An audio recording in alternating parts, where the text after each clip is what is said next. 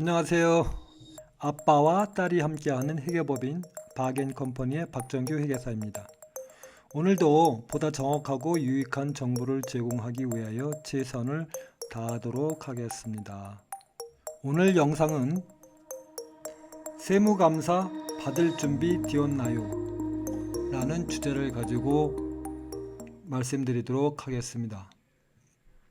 본 자료는 2019년 12월 중순경에 캘거리 엘버타주 그 한인 리코스터와 협의회에서 주관해가지고 제가 가서 강의를 한 적이 있습니다. 그 자료를 가지고 제가 영상을 만들어 볼까 합니다. 최근 캐나다 경기가 이 동부 쪽에는 좋은데 사실 이 서부 쪽 특히 이제 엘버타주하고 사스캐춘주는 좀 힘들어요. 그런 상황 속에서도 실제로 스몰 비즈니스에 대해서 가버먼트에서 발표한 자료에 의하면은 앞으로 2024년까지 스몰 비즈니스 감사를 많이 늘린다고 합니다. 그래서 그거에 대한 대비를 하기 위해서 영세한 소규모 비즈니스 오너들께서는 대비를 좀 하셔야 한다. 그런 목적으로 영상을 만들게 되었습니다. 오늘 내용은 그러면 현재 구세청 감사 추세가 어떻게 되는지, 그 다음에 어떻게 하면 감사가 잘 나오는지, 그 다음에 나오면은 벌금 폭탄이라고 하는데 그 내용이 무엇인지, 그리고 그 스몰 비즈니스가 할 수 있는 앞으로의 습관을 어떻게 들여야 되는지, 그러기 위해서는 요즘 같은 IT, AI 시대에는 소프트웨어를 써야 된다. 그게 소프트웨어를 쓰게 되면 자발적으로 적법하게 더블 엔트리 북키핑 시스템으로 가게 되기 때문에 편안하다. 그리고 적법하게 잘 만들어진다. 그리고 감사 편지 받았으면 어떻게 했으면 좋겠는지. 그리고 감사 편지 받기 전에 그럼 뭐가 잘못된 게 있으면 자발적으로 신고하는 제도가 있으니까 그것은 또 어떻게 해야 되는지 이런 거에 대해서 말씀을 드리도록 하겠습니다. 그래서 현재 구세청 감사 추세는 여기 보시면은 점점 스몰 비즈니스에 대한 감사가 많아지는 추세예요. 전체 보시면은 57%가 스몰 비즈니스에 대한 감사가 나왔고요. 29.5%가 대기업, SRED가 7.4, 그리고 크리미널, 범죄에 관련되는 그럴 경우 5.3, 그리고 나머지는 뭐 미약하죠. 그래서 여기 보시면 밑에 보시면 연방정부에서 얘기 나온 게 뭐냐면 CRA에 펀딩을 더 많이 해준대요. 어떤 펀딩을 해주냐면은 새로운 오디터, 그러니까 세무감사를 하는 그 직원들을 많이 뽑겠다는 거예요. 2024, 25년까지 그 투자하는 금액이 1.2 빌리언 달러라는 거예요. 그래서 그렇게 투입하면은 자기네들이 생각하기에 5.82 빌리언을 걷어들일 수 있다 이렇게 생각을 하는 거예요. 그리고 거의 5배 이상을 걷어들일 수 있다고 생각을 하고 대대적으로 2025년까지 구세청 그 감사 직원들을 채용을 하겠다. 그래서 어떻게 하겠습니까? 우리가 대비를 해야 되잖아요. 예, 예. 그래서 어, 어, 이런 영상을 만들게 됐습니다. 그래서 스몰 비즈니스 감사 통한 나온 금액이 여기 보시면은 1.1 빌리언. 이게 작년이에요. 예, 예. 그래서 한 감사당 나온 금액이 스몰 비즈니스에서 13만 7천 불 정도를 추징했대요. 그 다음에 1년에 나오는 감사 수가 3만 건 정도 된다. 그렇게 생각을 하세요. 예. 그러기 때문에 지금부터 잘 하셔야 된다. 그래서 어떤 분이 간혹 이런 얘기를 해요. 스몰 비즈니스 57% 이거 뭐 조그만 뭐 구멍 가게를 왜 이렇게 스몰 감사가 많이 나옵니까? 큰 대기업이나 털지 왜 이렇게 조그만 데 가지고 이렇게 어? 선거지표 하면서 돈도 별로 못 버는 스몰 비즈니스에 이렇게 추징해가지고 이렇게 가느냐 이렇게 많이 얘기를 해요. 저도 사실 안타까워요. 그런 얘기를 들을 때마다. 그렇지만은 실상이 어떠냐 제가 한번 반론을 할게요. 왜 그러냐? 이런 라지 큰 기업들 있잖아요. 여기는 다 상장된 법인이잖아요. 경영자하고 투자자, 그러니까 주인하고 분리가 돼 있잖아요. 그러니까 경영자는 어떤 마인드입니까? 이익을 많이 내서 주식 가격을 올리고 그 다음에 배당을 많이 해줘야 주주들이 좋아하죠. 그래서 주주들이 다시 그래 이 경영자 잘하니까 계속 연임하라. 또 어떻게 되겠어요? 그거에 관련돼서 스탁 옵션이라든지 보너스를 두둑하게 받겠죠. 그런데 뭐라 손해를 내요? 그쵸? 또 하나 손해 낼 수도 있겠죠. 또 하나 뭐 PwC라든가 딜로이트, KPMG라든가 어니스트 영 같은 큰 대형 회계법인에서 감사가 나가지 않습니까? 예. 그러니까 또 힘들죠. 예. 그렇게 또 하는데. 근데 스몰 비즈니스 생각해 보세요. 오너이면서 경영자예요. 내가 예를 들어서 10만 불을 속이면 10만 불이 내 호주머니에 들어가잖아요. 그죠? 그리고 누가 이걸 감사를 해요? 감사하는 사람 아무도 없어요. 예. 회계사하고 한다고 감사하는 게 아닌데 회계사는 단순하게 그냥 준 자료. 대부분이 또 한국 분들은 싱글 엔트리 북키핑 시스템을 해요. 우리말로 하면 단식북이. 세법상에서는 더블 엔트리 북키핑 시스템, 복식북이 한국말로 그렇게 하게 돼 있어요. 근데 단식북이를 해요. 그러니까 어떻게 되겠습니까? 돈이 어떻게 갔는지 흘러갔는지 자금이 어떻게 됐는지 그거 알 수가 없어요. 그냥 총 매출 집계해 준 거에서 각종 비용들 쭉 빼서 네트 인컴 딱 나오잖아요. 그죠? 그럼 거기서 5만 불이야. 그럼 5만 불 이익 난 거예요. 그럼 끝이에요. 그 5만 불이 진짜인지 아닌지 확인할 수 있는 방법이 없어요. 그리고 스몰 비즈니스는 대부분이 회계사하고 인게이지먼트 맺을 때 그냥 컴파일레이션이에요. 그러니까 노티스 리드라고 그러죠. 예, 예. 그러니까 그 다음 단계가 리뷰 인게이지먼트예요. 그 다음 단계가 오딧 인게이지먼트. 오딧 인게이지먼트 상장법인은 의무적으로 해야 돼요. 아까 말씀은 그 빅4 회계법인들 대부분이 그걸 하죠. 그렇기 때문에 되게 철저하게 하겠죠. 그리고 아까 리뷰라는 게 있잖아요. 리뷰라는 건 보통 보면은 대출이 많은데 뭐 대출이 1밀리언 이상 된다는 리뷰 인게이지먼트를 맺은 파이낸셜 스테이트먼트를 해달라 이렇게 요구를 할 거예요. 예, 예. 저희들 법인에서도 그런 게 하는 데가 좀 있는데요. 그건 뭡니까? 은행에서 이게 잘못해가지고 속여가지고 회계사가 응? 그걸 대충 해가지고 그냥 파이낸셜 스테이트먼트를 만들어서 자기들이 그걸 보고서 계속 대출을 유지를 해주고 신규 대출을 해줬어요. 근데 나중에 보니까 이게 속인 거예요. 예. 그리고 이게 잘못 발행된 거예요. 예. 그로스 네글리전스라든가 아니면 무슨 뭐 크게 이제 뭐 숫자를 빠뜨리든가 뭐 이렇게 해서 의도적으로 이걸 뭐 대출을 하기 위해서 뭐 회사하고 회계사가 뭐 짜고 할 수도 있고 아니면 뭐 어떻게든 대충 해가지고 그냥 회계사가 했을 때 어떻게 되겠어요?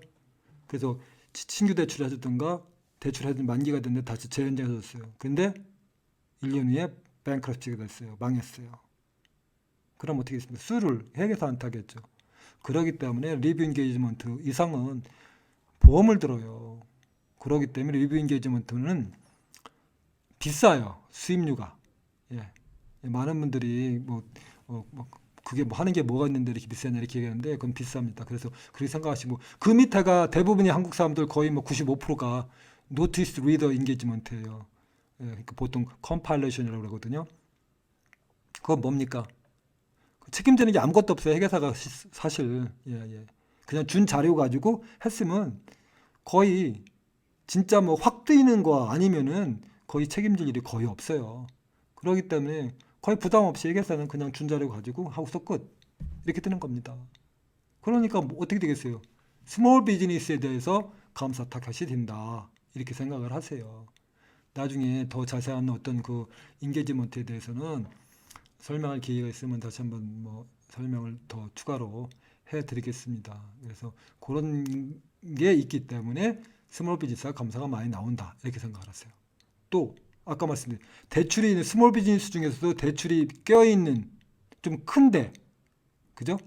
그런 큰 비즈니스는 뭐 예를 들어서 무슨 뭐 모텔 같은 게 좀 있을 수 있죠. 좀 매출이 큰 모텔이라든가 아니면은 뭐 가스바가 같은 것 좀 큰 매출이 있는데 뭐 몇 밀리언씩 대출이 있는데 이런 데는 한 번 더 회계사가 아까 말씀 리뷰 인게이지를 맺기 때문에 더 타이트하게 본다. 그러기 때문에 그런 데는 저희들 거래하는데 나온 적이 없어요. 사실 다 구멍가게 조그만 데가 나와요. 그리고 뭐 저희가 이제 감사 대행을 많이 해봤지만 20년 동안 있으면서 해봤지만 저희도 거래처뿐만 아니라 저희가 거래처가 아닌 다른 회계사가 하는데 다른 회계사가 그거를 감사 수행을 못한다고 해가지고 연락이 와서 한대. 그런데 보면 다 조그만 데예요. 예, 예, 예. 그래서 그렇게 생각을 하세요. 예, 예, 그렇게 생각을 하시면은 편합니다. 예, 예. 그 다음에 그럼 감사는 그러면은 랜덤인가요? 항상 부채성 감사는 어떤 리스크가 있는 데만 나와요. 그 다음에가 랜덤이에요. 근데 리스크가 있는 데만 나와서 하기도 바빠요, 사실은. 랜덤으로 찍혔는데 딱 봐요. 전체적인 걸 봐서 이것만 나와도 별일 없다. 그러면 안 나오겠죠. 그렇기 때문에 일단은 리스크가 있는 데가 많이 나오니까 첫 번째 전년도에 비해서 모든 게 금액이 조금 차이가 나는 게 많이 있어요. 예를 들면은 뭐 특정 예를 들어서 뭐 예를 들면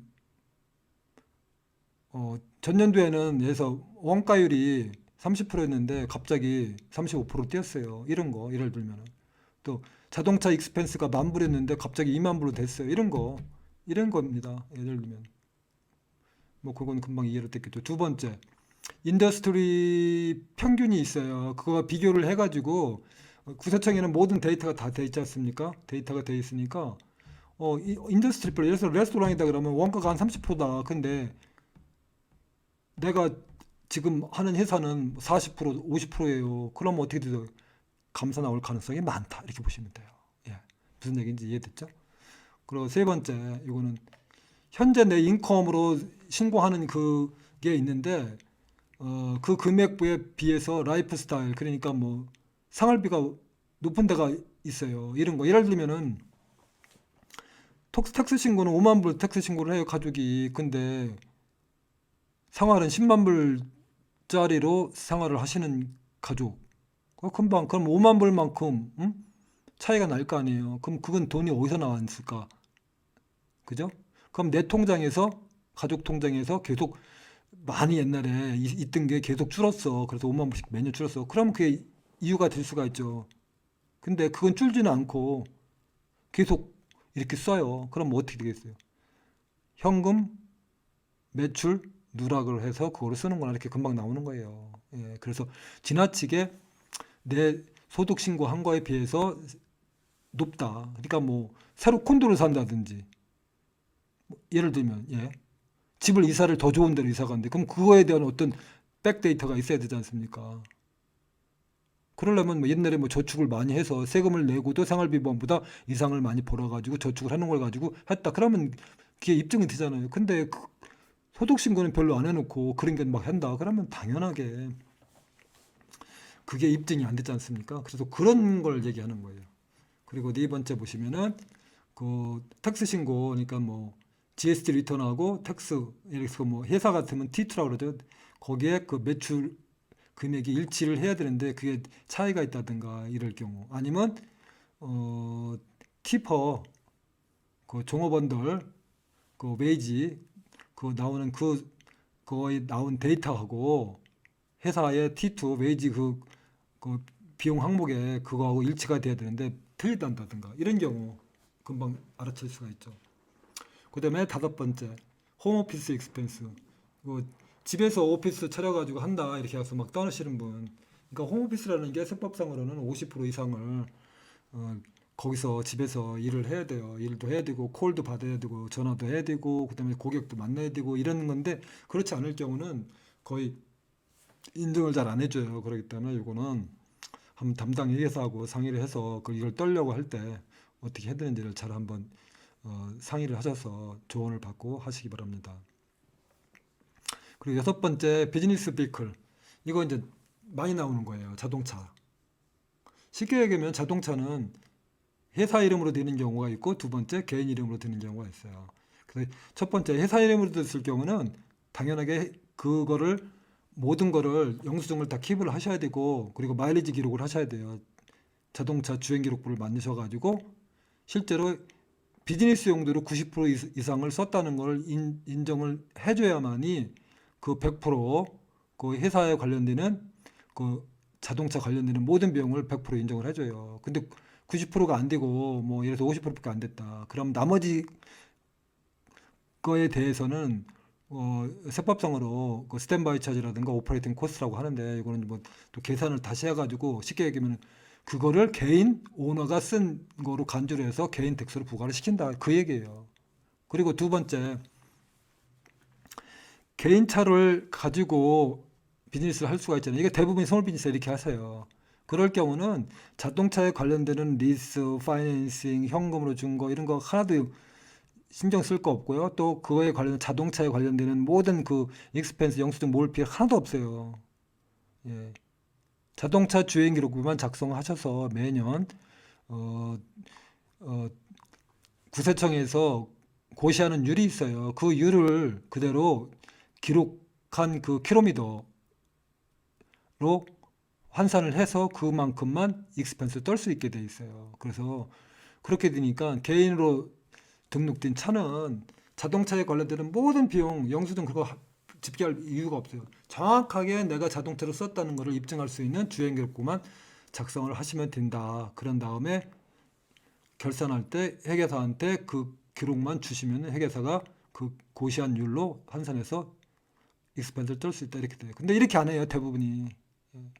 너도 나도 뭐 리스하고 뭐 파이낸싱하고 뭐 이것저것 다 영수증 집계, 그거 다 의미가 없는 일이다, 그 얘기예요. 아까 말씀드린 회사로 할 경우는 그렇게 하셔야 되고, 또 주행 기록부 하고 90% 이상 썼다는 걸 해야 돼요. 그래서 나오면은 그걸 보고서 아, 회사 차로 사서 모든 걸 댔는데 50%밖에 안 샀네. 그럼 50%에 해당되는 만큼을 아까 말씀드린 개인 그 오너한테 개인 텍스로 부과를 시킨다, 이렇게 생각을 하시면 돼요. 요거 또한 중요한 거기 때문에 다음에 영상 하나 찍어서 다시 요거 편만 알려드릴게요.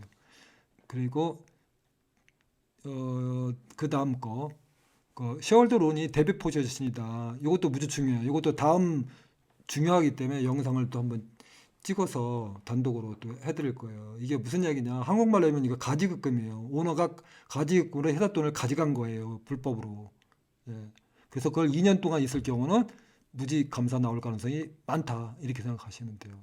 그래서 가지급금에 대해서 그건 회사 돈이기 때문에 회사 돈을 그냥 웨이지라든가 배당금으로 처리를 해야 되는데 안 하고 그냥 가져가셨잖아요. 그러니까 그거는 이제 여러 가지 문제점이 많다. 이것도 그래서 다음 영상 저희들이 한번 더 찍어서 올려드릴게요. 여덟 번째, 캐시를 많이 다루는 비즈니스일 경우는 감사가 많이 나온다. 그 뭐 당연한 거 아니겠어요? 캐시 비즈니스가 많은 무슨 뭐 컨비니언스 스토어라든지 뭐 이런데, 아니면 뭐 캐시 많은 무슨 뭐 가스바도 뭐 그럴 수도 있겠죠. 그러니까 그런 경우는 요즘은 이제 젊은 친구들이 많이 데비트나 크레딧 카드를 많이 쓰기 때문에 점점 줄들고 있어요. 그래서 이제 앞으로는 거의 뭐 이제는 뭐 캐시 비즈니스는 이제 거의 줄어들 거예요. 앞으로 한 뭐 10년, 20년 되면은. 그 다음에 로스가 계속 나는 회사, 비즈니스. 이건 무슨 얘기냐? 로스가 많이 난다는 얘기는 계속 생각해 보세요. 이게 뭐 취미생활도 아니고, 이 기업이라는 건, 비즈니스라는 거는 이윤을 내기 위해서 하는 거예요. 근데 그거를 뭐 그냥 맨날 로스만 나는 어떤 취미생활로 생각하시면 안 돼요. 왜 그러냐? 매년 2만 불씩 로스가 났어요. 그럼 5년이잖아요. 그럼 10만 불 났어요. 그럼 그 10만 불의 돈이 어디서 나왔느냐를 입증을 해야 돼요. 그래서 구세청에서 이 사람은 계속 오너가 계속 돈을 어디서 났는지 계속 이 비즈니스라고 해서 계속 투자를 하네.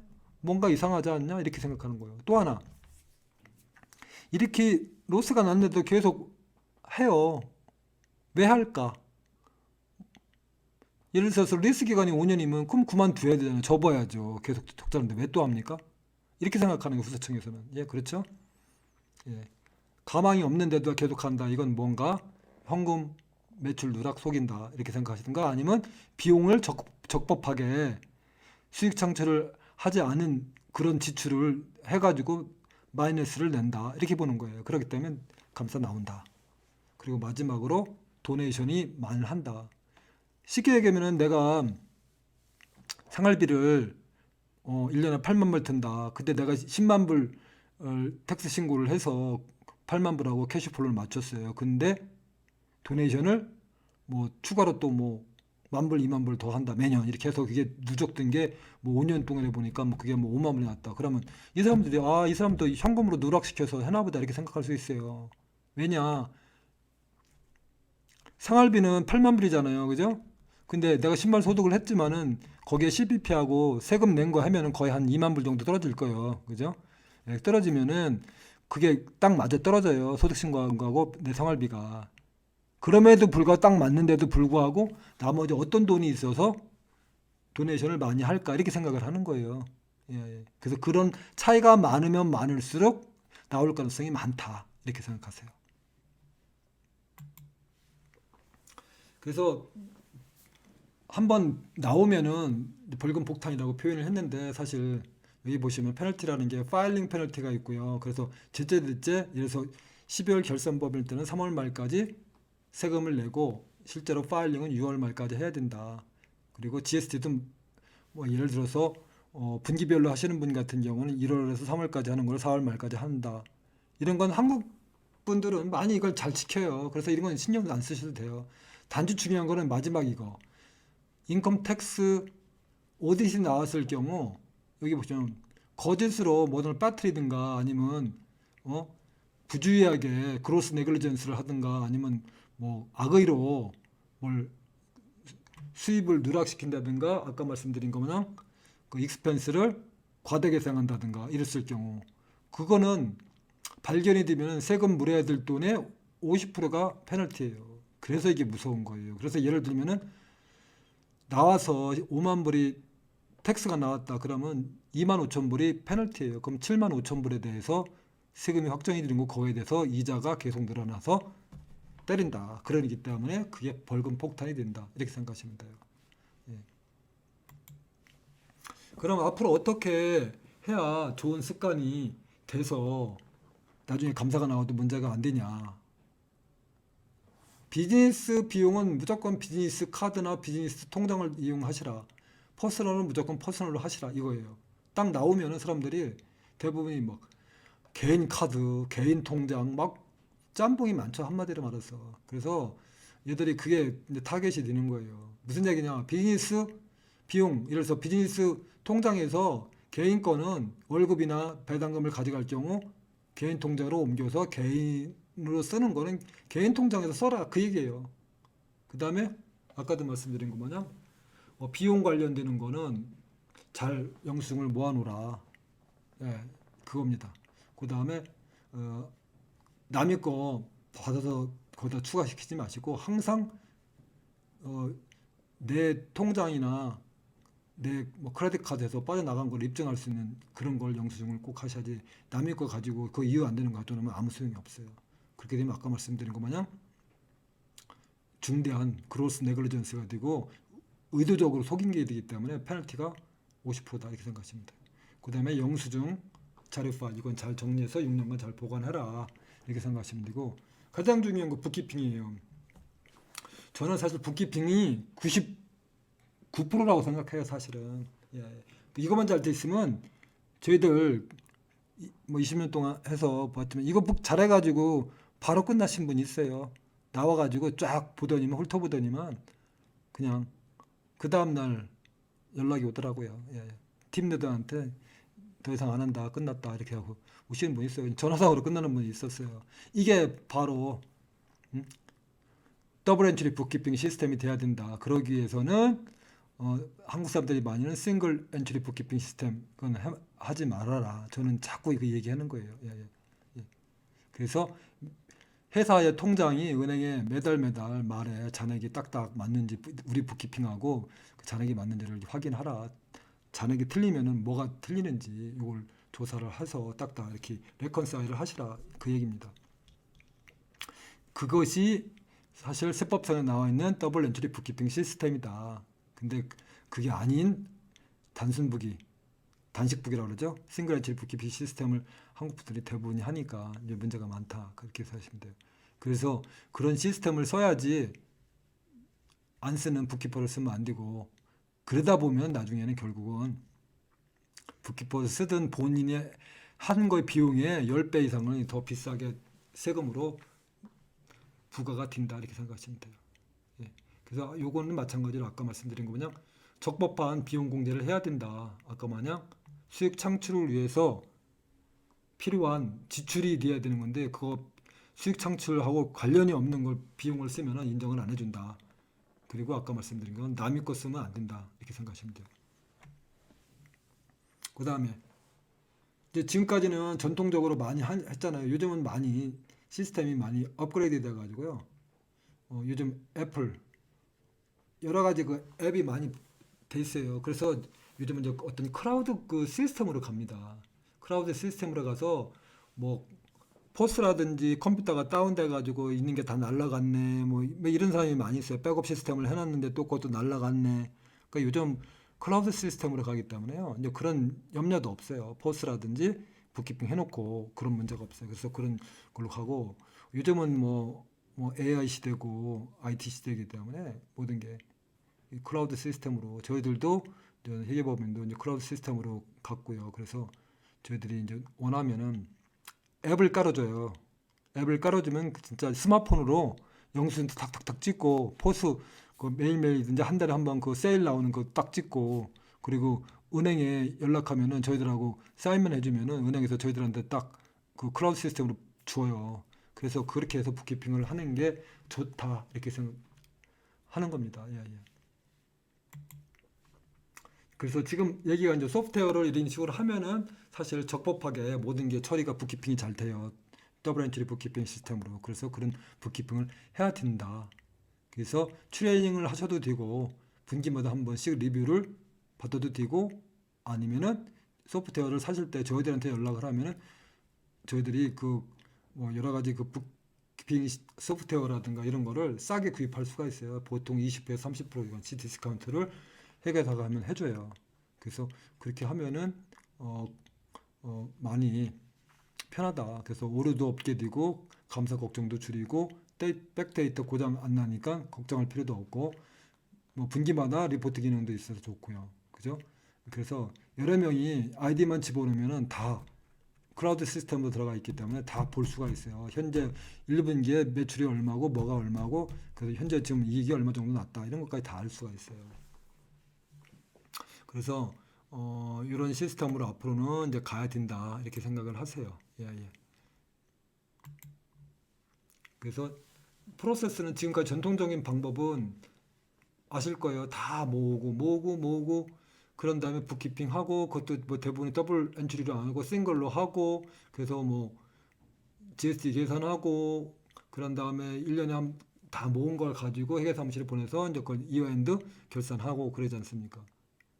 이거에 대한 어떤 오너가 여기에 투입하는 비용이 사실은 만만치 않을 거예요. 그냥 이걸 뭐 그냥 그 인플로이인 여기 엘버타주 15불로 환산하면 안 되고 주유는 사실 경영자잖아요. 뭐 시간당 30불 이렇게 생각할 수도 있어요. 예, 예, 그러기 때문에 어,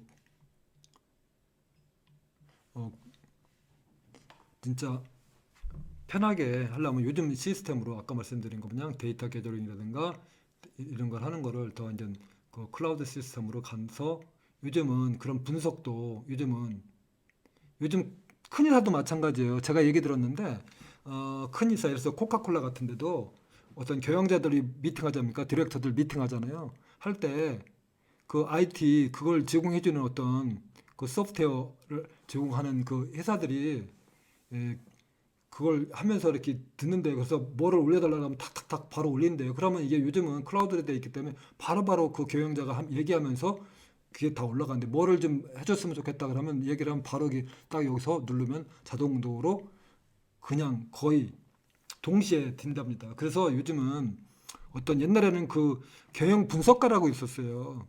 그 예를 들어서 뭐 경영자를 뒤에서 서포트해주는 그런 걸 줄이는 시스템으로 간대요. 요즘은 대기업들도 예, 예, 그런 얘기를 저도 듣고 해보니까 그러기 때문에 이제는 그거를 경영자들이 일일이 그럴 시간도 없고 또 그걸 해서 누구 밑에 그런 뭐 그런 어떤 분석가를 둘 이유도 없대요. 그렇기 때문에 어, 참 많이 발전이 된 것 같아요. 그래서 모든 것을 요즘은 어떤 앱을 깔으면은 자동적으로 아까 말씀드린 그런 깔아가지고 영수증 같은 거 찍어가지고 착착하고 포스트 세일도 그렇게 하고 뭐 이런 식으로 다 하면은 모든 게 데이터가 가장 최근 거로 모아지고요. 그 다음에 날아갈 염려도 없고요. 그리고 나중에 감사할 때도 영수증 같은 게 여기에 다 클라우드에 돼 있기 때문에 따로 뭐 찾느냐 고민할 이유도 없고요. 예, 그런 시스템입니다. 페롤도 마찬가지죠. 지금도 전통적으로 뭐 몇 시간 일했네 종업원들 일일이 해서 그 구세청 홈페이지 들어가서 캘큘레이션 한 그걸 들어가서 입력하면 나오면 그거 가지고 페이처 끊어주고 그거 프린트해서 주든가 아니면 또 엑셀로 또 만들어서 CPP, EI, 텍스 종업원이 5명이다 그러면 쭉 해가 거기에 또 CPP는 1배 얹고 그 다음에 EI 1.4배 해가지고 나온 금액으로 해서 전체를 이제 뭐 소스 디덕션 해가지고 매달 말이나 그 다음 달 15일까지 납부를 하지 않습니까? 이런 절차 그리고 힘들잖아요. 또 일일이 가서 은행에서 납부하시는 분도 있고 그렇지 않습니까? 그거를 이제는 이런 클라우드 시스템으로 가면은 그냥 시간만 알려주면은 바로 모든 게 다 처리가 돼요. 그래서 구세청에도 바로 가게 되고요. 직원들한테 바로 그 사람들 통장으로 바로 쏴줘요. 예, 예. 그리고 모든 고용주나 직원들도 그 클라우드로 들어가서 자기 아이디 집어넣으면은 그걸 다 볼 수가 있어요. 페이슬립 이런 거를. 그래서 요즘은 페이퍼리스로 갑니다. 종이가 없어요. 그래서 잉크값도 절약하고 종이값도 절약하고 환경에도 좋고 이런 쪽으로 가더라고요. 그래서 그런 시스템입니다. 구세청 감사 편지 받았어요. 어떤 분은 모르는 척하고 놔두는 사람인데 그럼 절대 안 돼요. 빨리 빨리 대응을 하세라. 그래서 여기 보시면 구세청에서 자료를 요청하지 최대한 빨리 잘 정리해서 주는 게 좋다. 왜냐? 한 달, 두 달 늦으면 늦을수록 나중에 세금 부과되면 이자가 늘어나잖아요. 그만큼 우리가 불리한 거예요. 예. 그래서 될 수 있으면 전문가에게 상담을 하는 게 좋다. 본인들이 뭐 하고자 하는 사람도 있는 사람도 있어요. 비용 아끼시려고. 그렇지만은 뭐 한두 시간 전문가한테 맡겨서 돈 몇백 불 줘서 그게 조언을 받아서 준비를 하시면은 본인이 하더라도 크게 도움이 많이 돼요. 그만큼 세금이 적게 낼 거예요. 그렇기 때문에 될 수 있으면 전문가한테 조언을 받아라. 특히 이런 텍스 오디트를 많이 해주는 전문가라든지 실제로 큰 빅4에서 오디팅을 많이 했던 그런 경험이 있는 회계사가 그런 걸 많이 했기 때문에 오디트를 많이 했기 때문에 그런 전문가한테 해주는 게 참 좋다. 저는 그렇게 봐요. 네.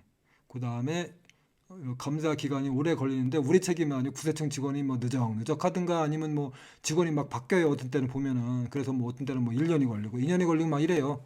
그럴 때는 그 딜레이 된 게 우리 책임이 아닐 경우는 페널티를 면제를 요청할 수 있어요. 그래서 그렇게 하시면 되고 1차적으로 이제 오디터가 나와서 하고 나서 결과를 얘들이 보내와요. 그리고 만나자고 해요. 그러면 이제 사무실에서 만나서 우리가 이렇게 해서 이렇게 나왔다 이렇게 딱 알려줘요. 그리고 설명만 해주고 그냥 가요. 그럼 그 30일 안에 우리가 그 친구한테 어필을 할 수가 있어요. 그 어필을 한다는 거는 이 사람들이 한 건 내용에 대해서 우리가 어떤 추가 증빙 자료라든가 이런 건 다큐멘터리를 해서 네가 한 게 아니라 이게 맞다 갖고 이렇게 해주면은 그걸 얘들이 대부분이 인정을 많이 해줘요. 그러려면 다큐멘터리 잘 돼야 돼요. 말로 설명은 안 돼요.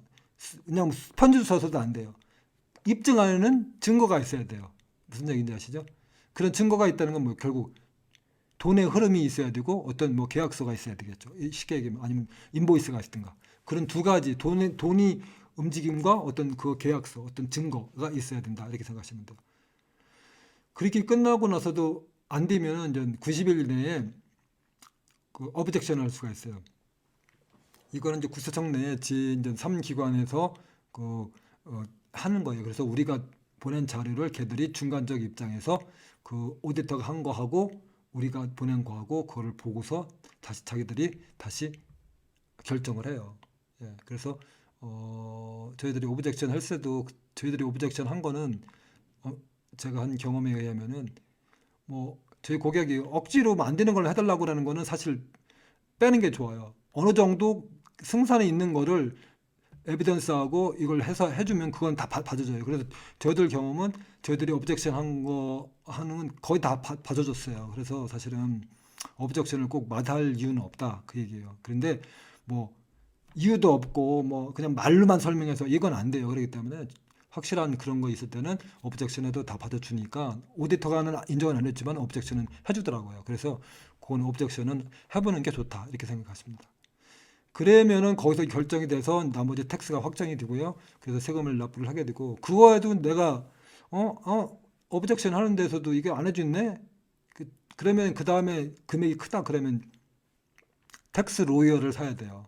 그러니까 어차피 이제 재판을 거쳐서 법원에서 판결을 해야 되기 때문에 텍스 로이어가 전문적으로 하는 데는 좀 더 비싸요. 일반 변호사들하고는 틀리기 때문에 보통 여기 캘거리는 텍스 로이어 쪽에 한국 분이 아직까지 없는 걸로 알고 있어요. 모르겠네요.